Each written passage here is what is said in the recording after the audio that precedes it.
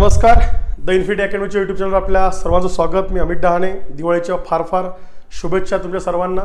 तुमची दिवाळी फार चांगली जावो आणि तुमच्या ज्या काही इच्छा आकांक्षा असतात आपल्या त्या दिवाळीत पूर्ण व्हाव्या आणि परत दिवाळीचा फराळ वगैरे करून आपण आपल्या ताकदीने 2024ची जी आपली तयारी चालू आहे त्या तयारीसाठी तुम्हाला त्या दिवाळीच्या फराळातनं असणाऱ्या सगळ्या ह्याच्यातनं बळ मिळव। ओके, चला परत एकदा आपल्या सर्वांचं स्वागत करतो। मी अमित डहाणे। आज आपण जो विषय बोलणार आहे आज आणखी इथून पुढच्या आणखीन 3 लेक्चरमधनं, ज्याचे मी पार्ट 1, पार्ट 2, पार्ट 3, पार्ट 4 केले, भारताचा भूगोल आणि महाराष्ट्राचा भूगोल। याला आपण मध्ये ठेवलेलं आहे ते म्हणजे काय, भारताचा भूगोल हे 10वीचं जुनं पुस्तक आणि महाराष्ट्राचा भूगोलाचं जुनं पुस्तक, जे मी नेहमी सांगत असतो। त्याच्या लिंकसुद्धा आपल्या टेलिग्रामवर आहेत, त्याच्यावर तुम्ही डाउनलोड पण केले असतील। पण मला वारंवार वाटतं की हे पुस्तक क्लिअर करणं फार गरजेचं आहे। ही जर क्लिअर झाली तर भारताच्या भूगोलात जो 50% भाग आहे तो आपल्या व्यवस्थित कव्हर होतो, आपण सेटल्ड होतो की भारताचा जॉग्राफी काय आहे हे अंडरस्टँड होतं। आणि मग जो ॲडव्हान्स, असं नाही म्हणणार मी की याच्यावर सगळे प्रश्न येतात, याच्यापुढे ॲडव्हान्स स्टेज असते, अभ्यासाची पण असते आणि प्रश्नांची पण असते। आणि जसे ॲडव्हान्स स्टेजने सुद्धा काय करतो आपण, तयारी करतो, हे पण तेवढंच खरं आहे। पण त्याच्यासाठी जे नवीन विद्यार्थी असतात आणि काही जुने सुद्धा विद्यार्थी ज्यांचा बेस काय होतो, मिस होतो आणि ते एकदम ॲडव्हान्स पुस्तक वाचायला लागतात। किंवा आमच्या सौदी सरांचं पुस्तक आहे, खतीब सरांचं पुस्तक असेल, दीपस्तंभचं असेल, भगीरथचं असेल, तिथे फार इन्फॉर्मेटिव्ह होऊन बसतो मग तो भूगोल आपल्याला। आणि इतकी इन्फॉर्मेशन लक्षात ठेवणे, गॅदर करणे ते चॅलेंजिंग होतं। आणि मग थोडंसं आपला हा शुअर सब्जेक्ट आहे, सोपा सब्जेक्ट आहे। आता तुमची जी मेन झाली ती 5 नोव्हेंबरची जी मेन झाली आपली, पहिल्यांदा 2023च्या नवीन सिलेबसची मेन झाली।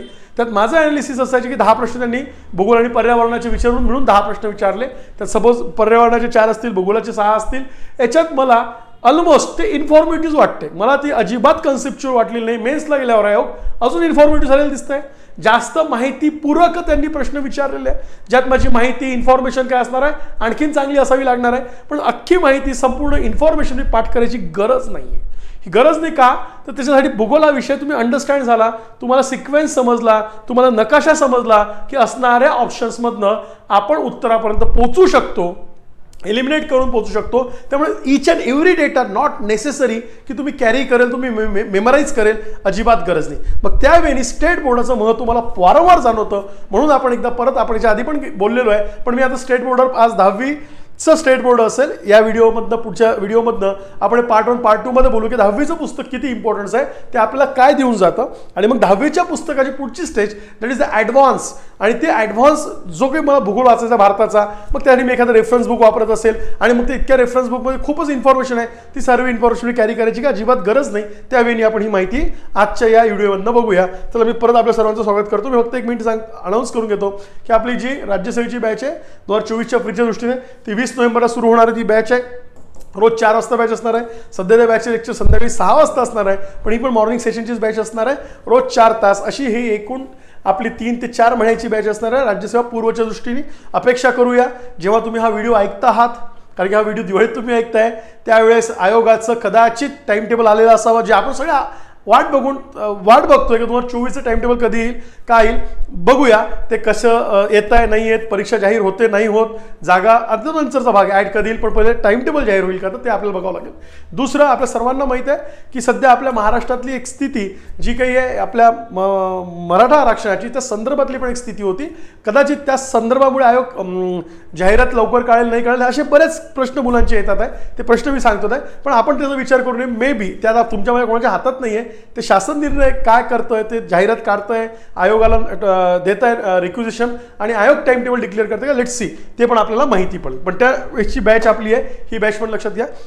सेम 2024साठी कंबाईनची प्री आणि मेन्सची बॅच आपली स्टार्ट होते, ती सुद्धा बॅच 20 नोव्हेंबरला होते। या बॅचचा टाइम सकाळी 8 ते 12 आहे। ही पण 8 महिन्याची बॅच आहे। यात बेसिक प्लस ॲडव्हान्स असं आपण कव्हर करतो, जी आता मागे बॅच आपली ऑगस्ट आणि सप्टेंबरची बॅच सुरू झाली, सेम तशीच ही बॅच असणार आहे। सकाळी याच्याशी संपर्क करायचा पुण्याचा नंबर आहे, इंटिग्रेटेड प्री प्लस मेन्सची ही बॅच आपली सुरू होणार आहे, लक्षात घ्या। आणि तुम्हाला या बॅचच्या संदर्भात काही माहिती पाहिजे असेल तर ती माहिती या नंबरवर तुम्ही करू शकता। आपलं पुण्यातलं जे ऑफिस आहे शिरदा कॉम्प्लेक्स, गांजवे चौक आहे, शास्त्री रोड, तिथे आपलं ऑफिस आहे। इथं तुम्ही येऊन ह्या बॅचेसची माहिती घेऊ शकतात। ऑफलाईन ऑनलाईन अशा दोन्ही पद्धतीची बॅच असणार आहे। Is that clear? थँक्यू ऐकल्याबद्दल ही इन्फॉर्मेशन। नाऊ आता येतो मी आपल्या भूगोलाकडे। मग मी वारंवार जे सांगतो, तुम्ही आधीचे बऱ्याच लेक्चर्समधनं माझ्याकडनं ऐकले असेल की 10वीचं पुस्तक हे फार महत्त्वाचं आहे। मी सांगत असतो, आता याच्यावर तुम्ही टेस्ट पण घेतली, आता त्या दिवशी टेक्निकल प्रॉब्लेम आला म्हणून जी माझी क्लासची बेसिक टेस्ट आहे याचा मी यूट्यूब लेक्चरसुद्धा ते क्लासमधनं घेणार होतो, जी माझा शिकून झालेला सगळा सिलेबस होता त्याच्यावर. पण बेसिक टेस्ट का महत्त्वाची आहे, याच्यातनंच प्रश्न तुम्ही किती डेटा तुमचा क्लिअर होऊ शकतो आणि बेस जो आहे भारताच्या भूगोलाचा हा खूपच चांगला तुमचा पक्का होऊ शकतो, अंडरस्टँड होऊ शकतो आणि त्याच्या आधारे मग तो आपल्याला जो ॲडव्हान्स अभ्यास करायचा तो सुद्धा होऊ शकतो. या सोपा आहे, याला मिस करायचं नाही असं मी वारंवार सांगतो. म्हणून हे पुस्तक जे आहे त्याला सामाजिक शास्त्रे भाग 2 असं वगैरे म्हटलं जातं, भूगोल आणि अर्थशास्त्र असं. त्यातला भूगोल हा जो भाग आहे हा आपल्याला कॅरी करायचा आहे, लक्षात घ्यायचं आहे. आणि हे ओल्ड 10वीचं 2013चं एडिशन आहे. हे पुस्तक ऑलरेडी आपण टेलिग्रामवर दिलेलं आहे, तिथं स्कॅन करून इंग्लिश आणि मराठी दोन्ही माध्यमातून स्कॅन करून, माझेच पुस्तक आहेत ते स्कॅन करून तिथे टाकलेले आहे, जेणेकरून तुम्हाला तो फायदा व्हावा आणि तुम्ही वाचावा हे पण लक्षात घ्यायचं आहे. ते ऑलरेडी आहे. आपल्या टेलिग्राम लिंक जी आहे ती खाली तुम्हाला डिस्क्रिप्शनमध्ये दिसते, टेलिग्राम लिंक, त्याच्यावर जरी क्लिक केलं तुम्ही टेलिग्राम ग्रुप जॉईन केलं तिथे तुम्हाला ती पुस्तकं सापडतील, हे सुद्धा लक्षात ठेवायचं आहे. मग थोडंसं आता येऊया की या पुस्तकात काय इतकं महत्त्वाचं आहे जेणेकरून माझा भारताचा भूगोलाचा अभ्यास खूप चांगला आणि तुम्ही जे म्हणताय सर की अंडरस्टँड वगैरे मला खूप चांगलं होणार, ते कसं काय. तर बघा याच्यात आपल्याला भारताचे जे टॉपिक्स दिलेले आहे यातला भारताचा स्वाभाविक विभाग, that is the general geography of India असं आम्ही त्याला म्हणतो, either regional geography of India, प्रादेशिक भूगोल अशा संदर्भातला जो टॉपिक आहे त्याच्यावर आहे. एकात 2 तरी प्रश्न विचारले बऱ्याच वेळा बघतात, पण तो एक भाग त्याच्यात क्लिअर करता येईल. देन मग हा जो सगळा चालू होतो तुमचा, हा तुमचा फिजिकल सेटिंग किंवा भारताचा प्राकृतिक भूगोल आहे. कुठला भूगोल आहे? भारताचा प्राकृतिक भूगोल. आणि हा सर्वात महत्त्वाचा टॉपिक हाच आहे. तुम्हाला जर फिजिकल सेटिंग ऑफ इंडिया समजली, तुम्हाला भारताचा प्राकृतिक भूगोल समजला, तर तुम्हाला सरसकट सगळा भारताचा काय परत महाराष्ट्राचा पण भूगोल समजायला फार इझी आहे, अंडरस्टँड करायला इझी आहे. त्याच्यात कितीही फॅक्ट्स असल्या तर लक्षात ठेवायला इझी आहे, इन्फॉर्मेशन लक्षात ठेवायला इझी आहे, त्याला रिकॉल सिक्वेन्सिंग करून रिकॉल करायला इझी आहे. हा सुद्धा भाग काय करायचा आहे आपण इथं लक्षात घ्यायचा आहे असं मी तुम्हाला म्हणेल. Is that clear? सो अशा विनी धडे आहे. मग उत्तरेकडील जे की प्राकृतिक कृष्ण आहे, उत्तरेकडील पर्वतीय प्रदेश म्हणजेच आमचं हिमालय, उत्तरेकडील वाळवंटीय प्रदेश म्हणजेच मैदानातला भाग वाळवंट, नंतर आमचं पंजाब हरियाणाचं मैदान ते स्पेसिफाय करून दिलेलं आहे, आमचं गंगेचं मैदान ते स्पेसिफाय करून दिलेलं आहे, लक्षात घ्यायचं आहे. त्यानंतर द्विकल्पीय पठार, त्यातला मध्यवर्ती पठार ते स्पेसिफाईड केलेलं आहे. त्यानंतर दक्षिणेकडचं दख्खनचं पठार ते स्पेसिफाईड केलं आहे, किनारपट्टी, घाट आणि भारतीय बेटे आणि ह्या सगळ्या गोष्टी आहे. प्रत्यक्ष भूगोल आपल्याला घ्यायचं नाही आहे, पण इतके टॉपिक्स तुम्हाला इतके व्यवस्थित करून दिले आहे, हे जर अंडरस्टँड झाले तर ऑलमोस्ट भारताचा, आम्ही ऑलमोस्ट म्हणतोय, भारताचा भूगोल समजायला कठीणच जात नाही. म्हणून मी वारंवार सांगतो की या पुस्तकाला मिस करायचं नाही. या पुस्तकाला आता काही असं ठीक आहे, मलाही क्लासमध्ये ती जाणवतंय की हे सांगून शिकून मुलांचे टेस्ट घेऊन मुलं दुर्लक्ष करतात आणि मग स्कोर कमी आला की असं विचारतात, इतकं फिरून प्रश्न विचारेल का, इतके लेंदी प्रश्न विचारेल की, मला माहित नाही विचारेल की नाही विचारेल, पण आपली तयारी त्या लेवलची पाहिजे. लक्षात घ्या, आपल्याला जी तयारी करायची वेगळ्या वरच्या लेवलचीच करायची आहे. आपण हा विचार करायचा नाही की पेपर कठीण येईल का, पेपर असा येईल का. आमची तयारी एकदम बेस्ट करायची आणि त्या तयारीची सुरुवात करताना भूगोलासाठी म्हणून आपण या बेसपासून जातोय आणि हा बेस आपला चांगला होणं काय आहे गरजेचं आहे असं मी तुम्हाला म्हणेल. मग मी या पुस्तकाच्या याच्यात जाण्याच्या आधी आपण थोडासा एक फॅक्टर सुद्धा बघूया. हा फॅक्टर म्हणजेच काय तर लक्षात घ्यायचं आहे, ते बेसिक तुमच्या तयारीमध्ये तुम्ही सगळेच करता आणि ते करत असावे. ते म्हणजे काय तर मी सिलेबस हा मला फार क्लिअर आहे. ओके, आयोगाचा जो सिलेबस आयोगाने दिलेला आहे आणि हा सिलेबस आणि या सिलेबसचे टॉपिक्स मला क्लिअर आहे. जर मी भूगोल हा विषय सिलेबस म्हणून करतोय आणि या सिलेबसला मी फोल्ड करत चाललो तर मला याचे 2 भाग अभ्यासासाठी करावे लागतात. एक कुठला भारताचा भूगोल आणि दुसरा कुठला होता माझा महाराष्ट्राचा भूगोल. ओके, मला हे एवढं क्लिअर आहे, महाराष्ट्राचा आणि भारताचा भूगोल हे 2 पॉईंट्स मी फार व्हेरी क्लिअर माझ्या डोक्यात आहे. मग लक्षात घ्यायचं आहे जे आयोगाचं वेटेज आपण गृहीत धरून चाललो, गेल्या एक्झाममध्ये 6 प्रश्न भारतावर आहे, 4 प्रश्न महाराष्ट्रावर आहे. त्यात आता असं धरून 5 प्रश्न भारतावर विचारतील, 5 प्रश्न महाराष्ट्रावर विचारतील. मग भारताचा भूगोल करताना मला इतकं क्लिअर आहे की भारताच्या भूगोलाचे मला जे टॉपिक्स करायचं, फॉर एक्झाम्पल भारताचा सामान्य भूगोल जे आत्ता आपण बघितला, भारताचा सामान्य भूगोल. दुसरा सर्वात महत्त्वाचा भारताचा प्राकृतिक भूगोल, याच्यानंतर भारताच्या प्रमुख नदी प्रणाली, याच्यानंतर भारताचं हवामान. हे जे टॉपिक्स आहे जे एक्सपेक्टेड आहेत याच्यावर. त्यानंतर हवामान झालं की भारताची कुठली असेल तर वनसंपदा, लक्षात घ्यायचं आहे, वनसंपदा. नंतर मृदा भारताची, नंतर आमच्या भारताची असणारे खनिजे, प्रमुख कृषी आणि ही माहिती. त्याच्यानंतर भारताचे असणारे दळणवळण, त्याला दळणवळण व व्यवसाय किंवा उद्योग असं म्हणतो भारताचं. आणि त्यानंतर भारताची लोकसंख्या. हे इतके टॉपिक आम्हाला अपेक्षित आहे भारतासाठी अभ्यासणं. सेम हेच टायटल तुम्हाला महाराष्ट्रासाठी अभ्यासायचे. ओके, हे इतकं. आणि हे कशाच्या आधारे म्हणतोय आम्ही, तर आयोगाचा सिलेबस जरी आयोगाने इतकं डिफाईन केलं नसतं प्रीचा, मेन्सचा आयोगाने जास्त डिफाईन केलं आहे, पण आयोग प्री आणि मेन्स हे आम्ही कॉमनली अभ्यासायचं लक्षात घ्यायचं आहे. ओके, कॉमनली, कारण आता आम्हाला डिफर करता येत नाही हा सिलेबस, हे पण लक्षात घेऊया आपण. मग हे करत असताना एवढं निश्चित आहे की आयोगाच्या जर मागील प्रश्नपत्रिका जेव्हा मी वाचतो, वारंवार त्या प्रश्नपत्रिका मी हाताळतो, that is the PYQ analysis मी करतो, ते सगळं करत असताना मला एवढं क्लिअर असतं की याच्यामध्ये तुमचं आयोगाने डिफाईन केलेले हे टॉपिक्स या अंडर निघतात आणि या हेड्सच्या अंडर हे टॉपिक्स क्लिअर झाले की मला ते हे होतं. मग याच्यासाठी मी म्हणतो, जर इतके टॉपिक्स आहे, आत्ता तुम्ही म्हणाल की सर तुम्ही म्हणताय की सामान्य भूगोल किंवा भारताचा स्वाभाविक भूगोल, आयदर भारताचा प्राकृतिक भूगोल, that is a physical geography of India, इतकेच टॉपिक यातनं कव्हर होतात आहे. बरोबर आहे, पण हा सगळा बेस आहे. Once you understand the physical setting of India, you surely understand the drainage system of India, that is the नदी प्रणाली. Then you automatically understand the climate, हवामान, because it's relate to the physical setting. आणि हवामान जिथं आहे त्या हवामानानुसार तिथं वने आहे, जिथं हवामान वन आहे त्याच भागातला असणारं फिजिकल सेटिंग, हवामान वनांचा परिणाम मृदेवर झाला आहे. जिथं फिजिकल सेटिंग आहे तिथंच खनिजे आहे. तुमचं हवामानावर तुमची कृषी, हवामान मृदेवर तुमची कृषी आहे, तुमच्या असणाऱ्या खनिजे हे सुद्धा प्राकृतिक रचनेवर आहे. खनिजांवर तुमचे व्यवसाय दळणवळण आहे, हे लक्षात घ्या. जिथं व्यवसाय दळणवळण कृषी, तिथं लोकसंख्या वसाहती आहात. So that is a linkage. मी असं म्हणतो, हा आपल्याला लिंक करत जायचं आहे.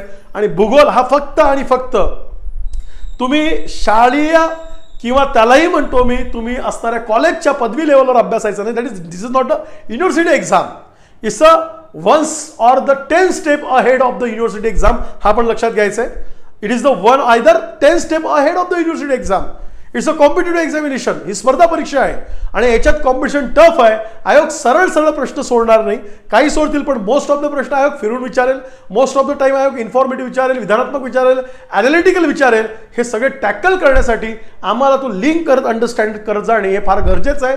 जर लिंक करत अंडरस्टँड केलं तर दॅट इज सिक्वेन्सिंग, रिकॉल करायला इझी जातं, एलिमिनेट करायला इझी जातं, प्रश्नांच्या उत्तरापर्यंत पोहोचायला सुद्धा काय जातं, इझी जातं. So that is the important. म्हणून मी म्हणतोय की हे पहिले 2 topic, that is the most important topic, ते अख्खं कव्हर करून देणारं कुठलं पुस्तक आहे, आमचं 10वीचं पुस्तक आहे. आणि मग त्या 10वीच्या पुस्तकाला कसा अभ्यासूया हे आपण आत्ता आणि पुढच्या या 2 लेक्चर्समधनं काय करूया, थोडंसं बघूया, जेणेकरून तुम्हाला अभ्यासाची, त्या पुस्तक अभ्यासाची दिशा मिळेल असं मला वाटतंय. आणि म्हणून आपण याच्यावर बोलतोय, हे सुद्धा लक्षात घ्या. नाऊ नेक्स्ट, आता बघा तुम्हाला या पुस्तकातला हा जो हे दिलेला आहे पहिला टॉपिक किंवा याच्यात ना त्यांनी ते हेडिंग केलेलं आहे, इट्स अ नैसर्गिक विभाग आणि राज्याच्या सीमा. म्हणजे प्रमुख आता नकाशा डोक्यात बसणं फार गरजेचं आहे. आता गेल्या एक्झाममध्ये तुम्हाला राज्यसेवेला पण विचारलं होतं किंवा कंबाईनला कुठला तरी प्रश्न विचारला 2023 मध्ये की फॉर एक्झाम्पल महाराष्ट्र पठार हे कुठल्या रंगाने दाखवलेलं आहे. तर बट ऑब्वियसली रचना रंगाने दाखवली जाते का ते आम्हाला माहिती पाहिजे. बरोबर, इथं जरी ऑरेंज दिसत असला तर हे उंचीनुसार रंग बदलतात, रंग दाखवतात, हे सुद्धा फॅक्टर इथं लक्षात ठेवायचं आहे. उंचीनुसार काय करतात, रंग बदलतात, रंग दाखवतात. मी फिजिकलचं दाखवलं तेव्हा लक्षात घेऊया आपण. पण भारताची नैसर्गिक विभाग आणि राज्यांच्या सीमा याच्यात दिल्या, याच्यात राज्य डिफाईन केलेलं आहे. हे पुस्तक जुने 2013चं एडिशनचं, तेव्हा तेलंगणा फॉर्म झाला, बरोबर जम्मू काश्मीर आणि Leh Ladakh union territory form झाल्या. त्याच्यामुळे ह्या 2 अपडेट्स याच्यात नसणार आहे, पण मोस्ट ऑफ द आम्हाला समजायला हे पुस्तक इझी आहे. मग याच्यात दिखताना हा जो डार्क भाग दाखवला आहे त्याला आम्ही जम्मू काश्मीर, हिमाचल, उत्तराखंड म्हणतो. यालाच आम्ही आमचा कुठला भाग, अरुणाचलचा असेल, नागालँड, मणिपूर, मिझोराम, त्रिपुरा, मेघालय, हा सर्व भाग म्हणजे पर्वतीय प्रदेश. हा जो येल्लोइश, हा जो पिवळा किंवा पांढरा भाग दाखवला आहे हे आमचं सगळं मैदानी प्रदेश आहे. उत्तर भारतीय मैदान याला आम्ही म्हटलं जातं, हा असा भाग आहे. किंवा हा इकडला असणारा आसामचा हा मैदानांचा भाग आहे. त्याच्या खाली आलो की इथपासून सर्वच्या सर्व तुमचं हे पठार आहे. या पठारात पण 2 भाग केले आहे, मध्यवर्ती उच्चभूमी आणि खालचं दक्षिणेकडचं दख्खनचं पठार. आणि हा किनारी भाग असणारा किनारे किंवा घाट प्रदेशात दाखवला आहे. आणि रन ऑफ कच्छ गुजरातचं मैदान असं सुद्धा त्यात दाखवलं आहे. सो ही त्यांनी दाखवताना आम्हाला इझी आयडेंटिफाय करत जाते. हे जर आम्ही आत्तापासून माइंड करत गेलो की कुठल्या राज्यात कुठला प्रदेश, प्राकृतिक भाग कुठल्या राज्यांशी असोसिएट आहे, तर आम्हाला हे समजायला फार सोपं जाणार नाही, आम्हाला रिकॉल करण्याला सोपं जाणार नाही, आम्हाला एलिमिनेट करायला कठीण जाणार नाही. इतकं ते सोपं आम्हाला जाईल, हे पण लक्षात घ्या. त्या वेळी सुद्धा काय करायचं आम्हाला, हा टॉपिक आणि ह्या पॉईंट्स आम्हाला इझी होतात. नेक्स्ट मी फक्त थ्रू जातो. आता बघा भारतातील स्वाभाविक विभाग यात दिलाय, प्रस्तावना, स्थान, विस्तार, सभोवतालचे राष्ट्रीय प्रदेश, निश्चित प्रक्रिया, नैसर्गिक अथवा प्राकृतिक विभाग. आणि इथं एक छोटंसं डायग्राम दिलंय फोडून. हा आमचा उत्तरेकडचा पर्वतीय प्रदेश हिमालय लक्षात घ्यायचा. हा तुमचा असणारा राजस्थानचं मैदान हे इथं दाखवलंय, ते म्हणजे कोणतं आमचं Punjab Haryana, that is the पश्चिमेकडचं मैदान. त्याच्यानंतर इथला भाग असणारा गंगेचा मैदानाचा दाखवलेला आहे, किंवा हा हिमालयाचा पूर्व हिमालयाचा भाग दाखवलेला आहे. Then there is the again हा आमचा असणारा इकडला गंगेच्या मैदानाचा भाग दाखवलाय. हा तुमचा उत्तरेकडचा द्विकल्पीय पठार, दॅट इज द मध्यवर्ती उच्चभूमी, सेंट्रल हायलँड ऑफ इंडिया, हा इथे दाखवलेला आहे. हा आमचा दख्खन दाखवलेला आहे. आणि हा सगळा असणारा तुमचा काय दाखवलेला आहे, प्रदेश. मग त्यांनी करतानाच हे सर्व प्रदेशाची माहिती याच्यात व्यवस्थित मांडली आहे. प्राकृतिक रचनेपासून रचना, प्राकृतिक रचना, त्याची स्वाभाविक रचना, प्राकृतिक, देन फिजिकल म्हणा, रिजनल म्हणा, त्याच्यातलं हवामान म्हणायचं आहे, त्याच्यात असणारे खनिजे, त्याच्यात असणारे शेती, मृदा, सेटलमेंट, उद्योगधंदे, सर्वांवर कॉमेंट्री आहे. आणि कॉमेंट्री फार महत्वाची आहे. ती इतकी तुम्हाला इंटिग्रेटेड दिलेली आहे ना, सो तुम्हाला सुद्धा अभ्यास इंटिग्रेटेड करता आला पाहिजे. लक्षात घ्या, इंटिग्रेटेड आणि linkage is the requirement of our study. तुम्ही एक गृहीतच धरू नका ॲज इट इज, जसे जसे प्रश्न पडतील ज्या पुस्तकात दिले तेवढंच प्रश्न विचार, अजिबात नाही. आता PSI मेन्सची एक एक्झाम झाली आपली 2022ची, बरोबर आहे. PSI मेन्सची 2022ची एक्झाम झाली. एक तर प्रश्न पडलेला होता, त्यांनी काय केलेलं आहे, म्हणजे मला जस्ट एक एक्झाम्पल आता बोलता बोलता आठवलं म्हणून मी सांगतोय की त्यांनी प्रदेश दिले की किती दिवस, किती टक्के नैऋत्य मोसमी वाऱ्यापासून कुठल्या भागात पर्जन्य पडतं. मग त्यात दिले नैऋत्य मोसमी वाऱ्यापासून 85 का 88 ते 90% पर्जन्य पडतंय, ते म्हणजे कोकणात पडतं, विदर्भात 85% पडतंय, मराठवाड्यात 83% पडतं, असं दिलेलं आहे. बट ऑब्वियस सौदी सरांच्या पुस्तकात पण तो चार्ट आहे का, आहे त्यांनी तिथं घेतला का, आहे. त्याच्या आयोगाची कियाली आयोगाचं उत्तर आलं.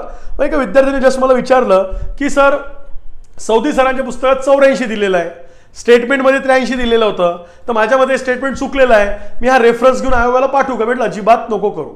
84-83 हे डिफाईन, एक तर सौदी सरांचं सोर्स आयोग आपल्याला ग्राह्य धरत नाही, तिथे गव्हर्नमेंट सोर्स लागतो, गव्हर्नमेंटच्या सोर्समध्ये तुम्हाला शोधावं लागेल. पण 84-83 इट टू एका यांनी वेगळं पडलं हे चुकीचं असं होऊ शकत नाही. हे सरासरी त्यांनी शब्द दिलेला आहे, सरासरी, आणि सरासरी 1-2 यांनी काय असतं, कमी जास्त असणारच आहे. ते स्टेटमेंट बरोबर गृहीत तू तिथं करायला पाहिजे होतं असं. सो ते कन्फ्युजन क्रिएट होतं. मग अशा वेळेस तुमचे लॉजिक्स आणि तुमचं इंटिग्रेटेड स्टडी तुम्हाला अप्लाय करता येतो, त्याच्यावर तुम्ही एलिमिनेट करता येतो, हे लक्षात घ्यायचं आहे. PSI मेन्सला तो आला होता प्रश्न, हे पण लक्षात घ्या. तर त्याच्या दृष्टीने आम्हाला हा टॉपिक महत्त्वाचा आहे, हे सुद्धा लक्षात घेऊ. मग बघा, आता भारताचे स्थान, मी पहिल्या टॉपिकबद्दल बोलतोय, स्वाभाविक आहे, भारताचा स्वाभाविक भूगोल असं त्या टॉपिकमध्ये सांगण्यात आलं आहे. याच्यात भारताचे स्थान आम्ही नेहमी म्हणतो भारताचे स्थान उत्तर पूर्व दिलेलं आहे. बघा इथं भारताचे स्थान आहे, आणि याच्या कशाच्या संदर्भात भारताचे स्थान अधोरेखित करतायत, तर लक्षात घ्यायचं आपल्याला 8 डिग्री उत्तर ते 37 डिग्री उत्तर, इकडे आमचा 68 डिग्री पूर्व ते 97 डिग्री पूर्व, हे आमचं अक्षर रेखावृत्त आहे. आणि याच्या आधारेच आम्ही भारताला उत्तर पूर्व गोलार्धात असं म्हणतो. मग त्यात दाखवलेलं आहे उत्तर पूर्व गोलार्धात भारत आहे, कुठे भारतात शेजारी देश आहे. तर इतकं सिंपल गोष्टी आम्हाला त्या अक्षर उत्तर रेखाच्या याच्यात नकाशा आधार दाखवल्या तिथं. नकाशा अंडरस्टँड व्हायला, समजायला मदत होते, आणि बेसिक पासून मदत होते. फार कठीण डेटा नाही आहे, इझी डेटा आहे, पिकअप करण्यासारखा डेटा आहे, आणि अंडरस्टँड होण्याजोगता जुने डेटा आहे. मग भारत विस्तार आणि त्याचे परमस्थाने दिलेले आहे. भारताचा विस्तार उत्तर दक्षिण, जो विस्तार आम्ही म्हणत होतो 8 डिग्री, जे काही असेल आमचं 4 मिनिटं 37 डिग्री असेल, तिकडे 6 मिनिटं वॉटएव्हर, 68 डिग्री काय असेल किंवा 97 डिग्री इथं काय असेल. आणि हे भारताचं उत्तर दक्षिण अंतर, जे आम्ही 3214, 2933 हे जे आमचं उत्तर पूर्व पश्चिम अंतर आहे. आणि आमचे एंड पॉइंट्स इकडे दफदार आहे, गुवर मोठा दिलेला आहे, तुमचं पूर्वेकडे किबूत आहे, दक्षिणेकडे कन्याकुमारी आहे, हे पण याच्यात मांडले. सो आम्हाला नकाशा बघायची सवय होते, हा सुद्धा बघा लक्षात घ्या, दिलेलं नाही आहे. पण 82.5 असं आमच्या भारताचं इंडियन स्टँडर्ड मेरिडियन आहे, ज्याला आम्ही 82.5 म्हणतो, IST Indian standard time meridian. ते पास कुठनं होतं हे सुद्धा समजून घ्यायचं आहे. सो मॅपिंग काय हे कळायला लागतं, नकाशा कसा अभ्यासायचा हे पण समजायला लागते. तो डेटा, तो नकाशात बघायचा जो आहे पुस्तकात मांडलेला आहे, आपली अंडरस्टँडिंग लेवल व्यवस्थित ग्रोथ जाते, हे सुद्धा लक्षात घ्या. मग त्यात दिलेलं आहे की भारताचे परमस्थाने म्हणजे राज्य आणि क्षेत्र, सर्वात शेवटचे टोकं, 4 दिशेचे 4 टोकं कुठे आहे, उत्तरेकडचं, पूर्वेकडचं, दक्षिणेकडचं, ती नावं दिलेली आहे. भारतातील सर्वात उंच प्रदेश हा K2 त्याला गॉडविन ऑस्टिन म्हणतो आपण, सर्वात छोटा भाग कुट्टानंद केरळमध्ये आहे. असे बेसिक पॉईंट्स मांडले. त्याच्यात काही इन्फॉर्मेटिव्ह पार्ट आहे जे आमचं इन्फॉर्मेशन लेवल वाढवतं आणि नकाशात बघत गेलं की आम्हाला ते कसं उचलायचं, कसं ग्रॅप करायचं, कसं अंडरस्टँड करायचं हे आम्हाला समजत जातं. त्यावेळी सुद्धा हा पॉईंट काय आहे महत्त्वाचा येतो. नेक्स्ट बघा, भारत आणि सभोवतालील राष्ट्रे, भारताच्या शेजारील असणारी कुठले राष्ट्रे ते याच्यात दिलेली आहे. फॉर एक्झाम्पल आपण जर क्लॉकवाईज बघितलं, क्लॉकवाईज इथं 12 वाजले गृहीत धरून जर चाललं तर चीन येतं, नेपाळ येतं, भूतान येतं, म्यानमार येतं, बांगलादेश येतं आणि मग पाकिस्तान आणि अफगाणिस्तान येतं. भारताला एकूण 7 राष्ट्र हे शेजारी आहे. श्रीलंका आहे, पण श्रीलंका काय झालं आपल्या भारताला कनेक्ट नाही आहे. तिथं ज्याला आम्ही म्हणतोय ॲडम्स ब्रिज वगैरे, मन्नारचा आखातचा खालचा भाग, जिथं आम्ही श्रीराम सेतू वगैरे असं म्हणतोय, तो भाग तिथे मध्ये येतो मन्नारचा आखातला, पण ते अटॅच नाही आहे. पण जी भूसीमा लागली अशी किती आहे 7 असणारे राष्ट्र. मग सर्वात अधिक भूसीमा कोणाची आहे? बांगलादेशची आहे का, चायनाची आहे का, Pakistan, Nepal, what ever, Bhutan, Myanmar and Afghanistan. त्याची वेगळी नावं आहे, ही पण आपल्याला इथं काय दाखवली आहे, मी दाखवतो बघा.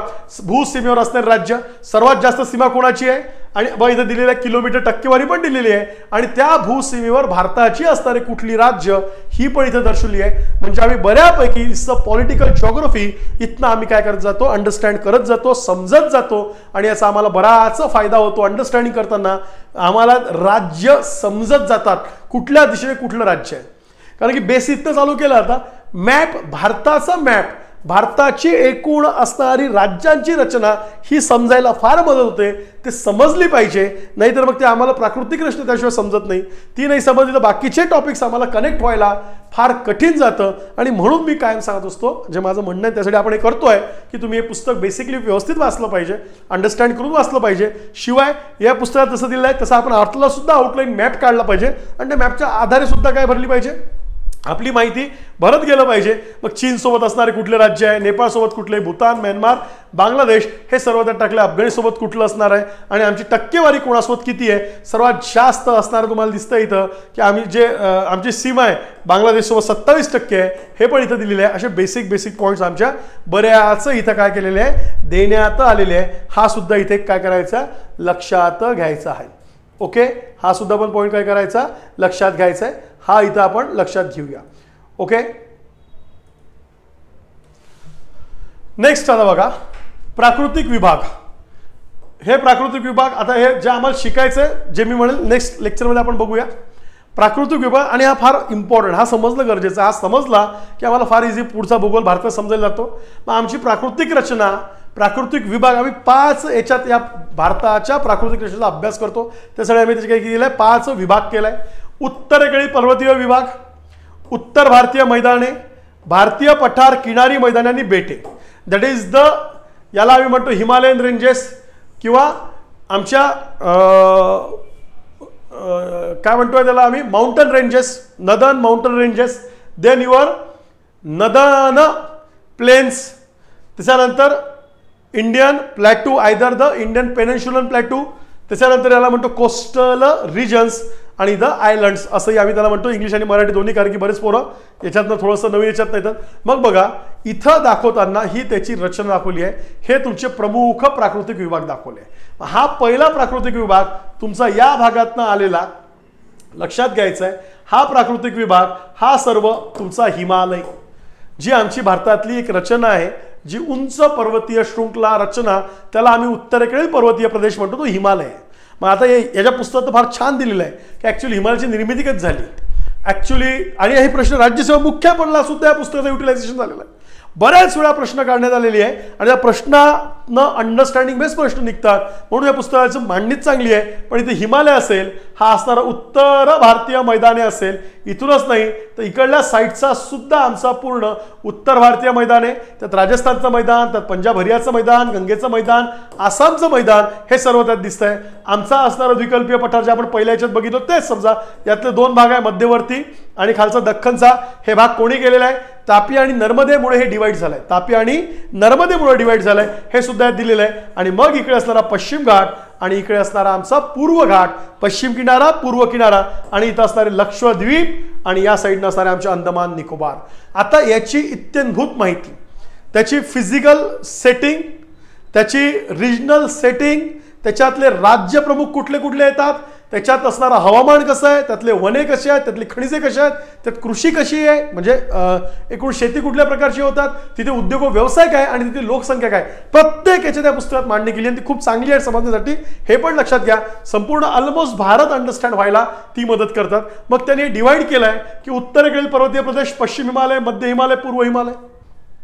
याच्यात त्यांनी 4 पूर्व हिमालय म्हणजे आपला आसाम आणि पूर्वांचल, मध्य हिमालय म्हणजे ऑलमोस्ट नेपाळचा भाग येतो किंवा सिक्कीम आपला त्यातलं भारतातलं येतं. पश्चिम हिमालय म्हणजेच काय, उत्तराखंडपासनं हिमाचल असेल, जम्मू काश्मीर, लेह लडाख तो भाग त्याच्यात येतो. सेम उत्तर भारतीयमध्ये पश्चिमी मैदान आहे म्हणजे पंजाब हरियाणा येतं. मध्य मैदान आहे, गंगेचं मैदान त्याला मध्य मैदान म्हणतं. पूर्व मैदान म्हणजे आसामचं मैदान आणि याच्यातच आमचं कुठलं येतं, राजस्थानचं वाळवंट आणि मैदान येतं, ते सुद्धा इथे लक्षात घ्यायचं आहे. देन भारतीय पठारे, मध्य पठारे म्हणजेच मध्यवर्ती उच्चभूमी, तापी आणि नर्मदेचा वरचा भाग, विंध्य पर्वत, माळवा पठार, बुंदेलखंड, बागेलखंड, छोटा Nagpur, Vindhyachal, Aravalli, that is the all associated with the is central Highland of India, हे लक्षात घ्यायचं आहे. देन दक्षिणेकडचा पठार म्हणजे दख्खन, महाराष्ट्र पठार, कर्नाटक पठार, तेलंगणा पठार, हे लक्षात घ्यायचं आहे. आणि खालचा भाग त्याच्यानंतर पश्चिम घाट व पूर्व घाट, पश्चिम किनारी व पूर्व किनारी आणि काय म्हणायचे पूर्व किनारी मैदाने, पश्चिम किनारीमध्ये लास्ट बेटे अरबी समुद्र आणि बंगालच्या उपसागरातली बेटे. अरबी समुद्र म्हणजे लक्षद्वीप, बंगालच्या उपसागरातली म्हणजे अंदमान निकोबार. सो अशा प्रकारची पूर्ण डिटेलिंग या पुस्तकात केलेली आहे. हे पुस्तक वाचायचं आहे, महत्त्वाचं आहे, समजून घ्यायचं आहे, महत्त्वाचं आहे. मग मी आता याच्यातनं नेक्स्ट लेक्चरमधनं तुम्हाला याच्यातनं नेक्स्ट लेक्चर जे आहे म्हणजे हे जे नेक्स्ट पार्ट आहे, छोटे छोटे पार्ट केले मुद्दा म्हणून मी फार लेंदी न करता, बिकॉज तुम्हाला वाचायचं आहेच. शेवटी मराठी आपल्याला कळते, अंडरस्टँड पण होते. मी फक्त दिशा सांगतोय कुठल्या वेनी वाचलं पाहिजे आणि याचा उपयोग काय वाचण्यासाठी ते आपण इथनं जास्त समजून घेतोय.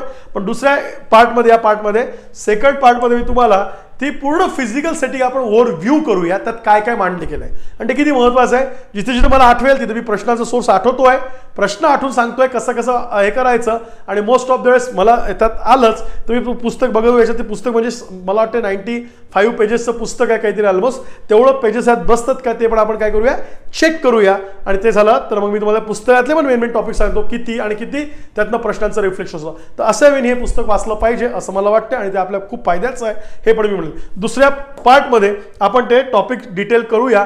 परत एकदा रिकॉल करून देतो की आपली बॅच नवीन राज्यसेवा पूर्वपरीक्षा 20 नोव्हेंबर चालू होणार आहे. 4 तासाची रोज बॅच असणार आहे. आपली combine pre plus mains integrated batch ही सुद्धा सकाळी 8 ते 12 20 नोव्हेंबरपासून स्टार्ट होते, हे पण इथं तुम्हाला लक्षात घ्यायचं आहे.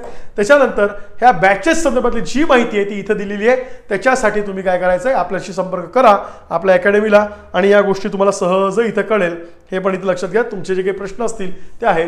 परत त्या दिवाळीच्या सगळ्यांना शुभेच्छा देतो आणि लवकरच भेटूया लाईव्हमध्ये. आता दिवाळी असल्यामुळे आपण थोडं रेकॉर्डेड आणि व्हिडिओच्या माध्यमातून भेटूया. लाईव्ह भेटू. तुम्ही शंका तुमचा अभ्यासात चालू ठेवा. ऑल द बेस्ट अँड सर्वांना धन्यवाद. थँक्यू.